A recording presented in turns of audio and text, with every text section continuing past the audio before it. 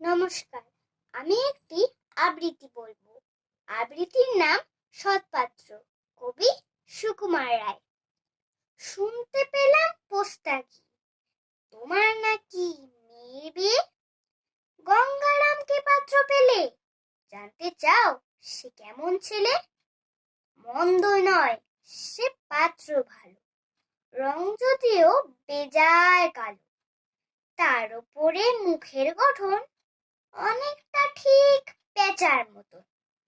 বিদ্যে বুদ্ধি বলছি মশাই, ধন্যে ছেলের অধ্যাবসায়। 19টি বার ম্যাট্রিক এসে ঘায়েল হয়ে থামলো শেষে। বিষয় আশয় গরিব বেজার, কষ্টে সৃষ্টে দিন চলে যায়। মানুষ তো নয় ভাইগুলো তার, একটা পাগল একটা গোয়ার। আরেকটি সে তৈরি ছেলে, চাল করে নোট গেছেন জেলে। কনিষ্ঠটি তবলা বাজায়, যাত্রা দলে 5 টাকা পায়।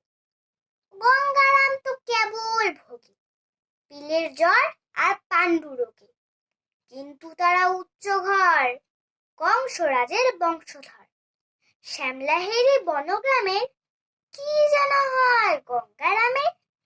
যা হোক, এবার পাত্র পেলে, এমন কি আর মন্দ ছেলে। নমস্কার।